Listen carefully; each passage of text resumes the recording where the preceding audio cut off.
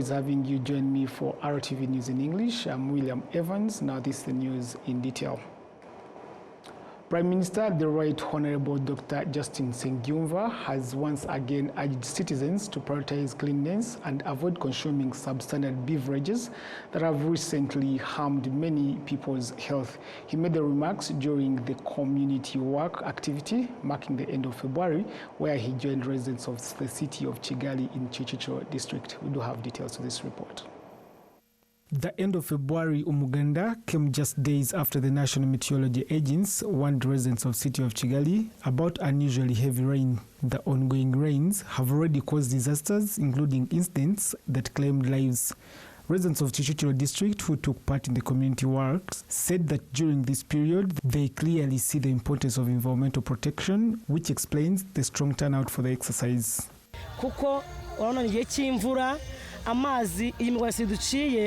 The terraces we have dug will help slow down running water, and it is important because it benefits us all. Instead of the water flowing into people's homes, it will now be channeled away from people's homes, and thus saving lives.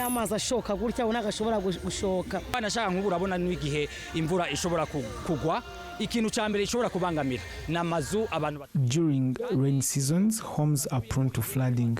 This means that when homes suffer flooding, it directly impacts the people in those homes. The beauty of this umuganda is that we are working together to prevent this before it happens. The Mayor of Kigali, Samuel Nsengiyumva, also reminded residents to remain vigilant against disasters, including lightning strikes that have recently claimed lives in different parts of the country.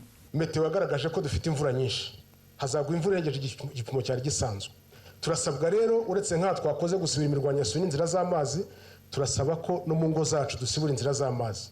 Meteorologists have warned us about heavy rains, and we are all required to clear water channels. We should avoid dumping anything in the water trenches, and when it is raining, we should avoid taking shelter under trees because of the thunder strikes. Like you've seen, this school has lightning arresters, and we encourage all people building to have lightning arresters in place, especially buildings that will accommodate many people. After the community work, Prime Minister, the Right Honorable Dr. Justin Nsengiyumva, called on citizens to maintain proper hygiene to avoid substandard drinks, noting that they continue to endanger public health.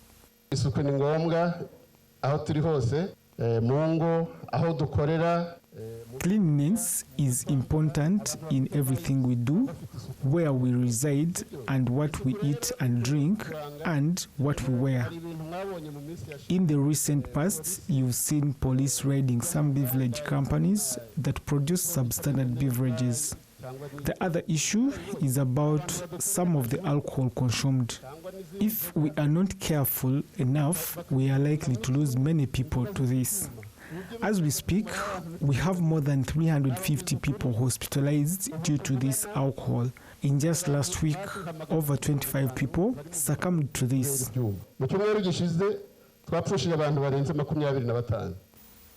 During the Muganda held in Gatenga sector, Kicukiro district, a 1.5-kilometer drainage channel was constructed along the new road linking Kicukiro to Bugesera. Anti-erosion trenches and water catchment pits were also dug on the steeps of Nyarurama Hill, an area previously prone to soil erosion that damaged residents' property. Now, the Ministry of Local Government, MINELOC, says that citizens should work closely with their leaders to find solutions to their challenges affecting communities in order to drive both local and national development. We do have details to this report. As part of promoting cleanliness through innovation, Muhima sector was recognized as the best performing sector in sanitation activities in Kigali. Residents say they are proud of the award and will continue embracing innovative approaches that steer them towards sustainable development. The award we received today has made us proud. It's also a motivation to continue and think about other initiatives to participate in so that we keep being the best. This initiative was put into practice by locals together with their leaders. For us to know well how cleanliness initiatives work, the leadership was working closely with us. Now that we've started, we shall not back down. We shall continue like this and inspire even others. The Executive Secretary of Muhima Sector, Grace Mukandori Tusime, explained how the initiative was implemented and the impact it has had in improving sanitation within the sector.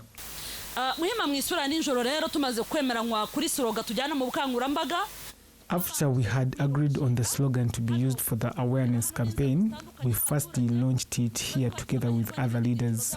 We expressed our desire to have locals on board to change the mindsets of residents of Muhima Sector, those who run their businesses here and those who pass through it. The goal was to ensure a clean Muhima during day and night. The campaign began like that and everyone was in sync. The Director General of Governance and Decentralization at the Ministry of Local Government, Boniface Ruterana, emphasized that citizens should further strengthen collaboration with their leaders to develop lasting solutions to the challenges facing their communities. Iki ni igikorwa ngarukamwaka gitegurwa na Minisiteri y'Ubutegetsi bw'Igihugu aho dushishikariza Abanyarwanda. This is an annual event organized by the Ministry of Local Governance where we encourage Rwandans to think of solutions to the problems they face. Our leadership style is one that prioritizes locals, and working with their leaders, they decide how to manage their community affairs. The Minister of Foreign Affairs and International Cooperation, Ambassador Olivier Nduhungirehe, also urged residents to prioritize cleanliness and make effective use of technology. Hari umurimo unoze wihuse ariko akaba n'isuku nk'uko byavuzwe ndetse n'umutekano. Ubundi ndi Ministre w'Ububanyi n'Amahanga. There is doing something right and in a timely manner, but also security, like many have mentioned. Usually, when I travel abroad, I am told two things about Rwanda. Firstly, they tell me about His Excellency the President. They all know him. Secondly, they tell me about the city of Kigali. Our city is known for security and cleanliness. It is therefore important that we continue cleanliness initiatives. Rwanda is known for its peace and security, even when we are in a region with peace and security issues. The peace and security is not just limited to what we know as peace and security, but extends to even the gadgets that we use. I see a number of us have mobile phones, and I understand that many of our children use them too. We should therefore be concerned about technological safety because it is also the safety of our children. Barimo bavugana nabo. Ku buryo rero umutekano w'ikoranabuhanga nawo tugomba kuwitaho kuko n'umutekano w'abana bacu. The event was preceded by a community work activity in Uganda held at EP Muhima Primary School, where new classrooms were under construction to address the issue of aging school infrastructure. Let's now turn to the story of Jessica Umwiza, who is an activist, a researcher and writer, explaining how her mother's story shaped her commitment to defending truth and confronting racism and genocide denial from abroad. She speaks to Enora Gladys. I don't know if you know the movie Petit Pays by Gaël Faye and the book, of course. Mm-hmm. The story is very similar with my mom. Mm-hmm. So it took me some years. I think I was 18, 19 when I started to read the first articles and books about Rwanda. But I did it little by little. That's why I always try to explain to young people, it's okay not to know, you just have to start somewhere. Yes. With the little things, the little steps. But what helped me really is that I was already an activist and I was eager to understand what is racism, why people choose to hate, and how it operates in everyday life, even in a psychological level, sociological level. I think I was always a researcher. I wanted to know the deep answers. So when I understood our history, I also felt all the denialism in France, especially among politicians. Then I started to be very angry. I grew up among people who had nostalgia of colonialist times, who were deeply, deeply racist. And in south of France, they don't have any social filters. They will just look at you and call you negress, negro, and tell you stuff like, oh, but I've never seen a black doctor, I've never seen a black lawyer, you guys don't know anything, you've never invented anything, and stuff like that. So I think it was a curse, but it was also easier for me, because sometimes people, they grew up in, let's say, Paris, and they don't see racism because it's too, maybe it's too, comment on dit, c'est trop, c'est trop léger, and they hide it very well because they know what they can and what they cannot say. But in south of France, they don't care. They just say it in your face. So I grew up with this like blunt attacks each and every day at school, in my neighborhoods. It was children, it was adults, sometimes it was even doctors. I heard things that were really shocking at an age we are not supposed to understand this. So I think it helped me be strong. I also kept the good memories of her in me.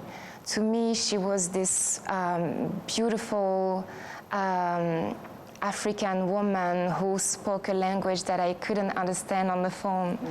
And I was fascinated. I was just like, I was staying near her, listening to her speaking Kinyarwanda, and I was just like, wow, when I was a kid, I was really impressed. So I kept these beautiful memories with me, even when she was sick and too traumatized to explain anything to me. So it was always inside of me somewhere, somehow. And I think when I was 18, 19, because I was talking about racism all the time, and black people and white people and African people, it became too obvious that I had to do something about my own history. What was difficult is that I had no one to tell me, hey, go back home, or come with me, I'll show you Rwanda, or let me explain to you history of Rwanda and of your family. I was really, really, really alone with no one to help me in that journey. So I just booked a ticket and I went. And also I remember that when I was 7, 8 years old, I was exchanging letters with my cousin in Netherlands. So I found these letters back, and I remember like the names of my family members in Kigali in Rwanda. For the survivors and for the people we lost, I was deeply, as I said, sad and angry when I was younger, and I couldn't understand why people can make the decision to lie about a history that was so bad and so traumatic for all of us. Then I understood it's not only because they hate Rwanda or Rwandans, it's also because it's in their hearts to believe that part of people on this planet are lesser than us. So I started to really mix this fight against racism, like global racism, and protection of the memory of the genocide against the Tutsi. And also, I was deeply humbled by the work that has been done here by Rwandans who stayed in the country, by the survivors, and also by those who came back early after the genocide in the country to rebuild it. So after my first trip in Rwanda, I was really moved, really humbled, and I wanted to help. Often I hear people say things like, it's so difficult what you're doing in France because I write papers, I fight online against the nihilists, articles, books, documentaries, or people who are just talking nonsense. And I do that even if it's difficult, even if I get insults in DM or everything, and people are like, yeah, it's difficult, how do you do that? But for me, the real difficult part of the job was to rebuild this country from the scratch, from 94 to now. And especially people who did that from the first decade after the genocide. So I feel like us in the diaspora, to fight to protect memory, to tell our history, our narrative, is the bare minimum we can do. I'm not saying it's easy. I know people sometimes find it difficult to write, to speak up, to record little videos on TikTok, or to even tweet or write on threads. But I really want us to be mindful of the work that has been done before us, because we are sitting on like the shoulders of giants, and each and every little thing we can do will help. Yes. There's no little step.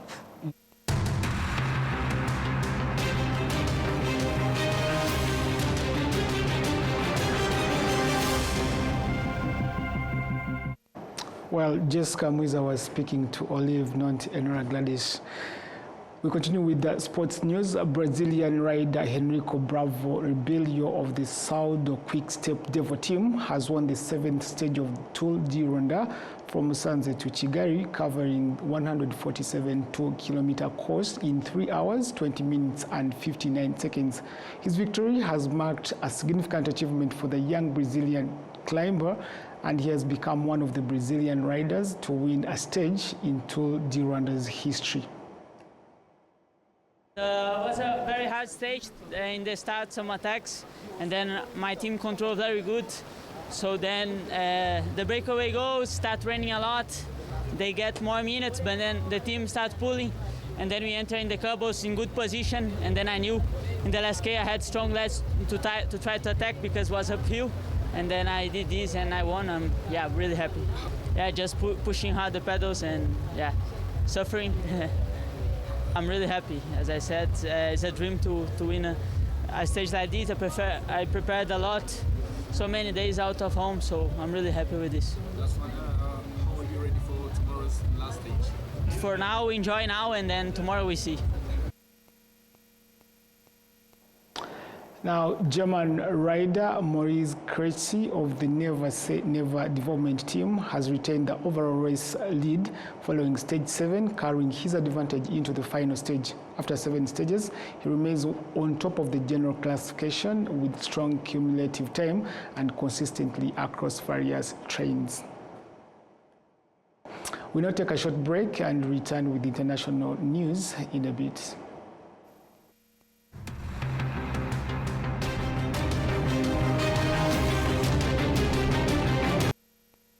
With that, we come to the end of tonight's bulletin. I am William Evans, and from me and the rest of the team, have a good night and goodbye.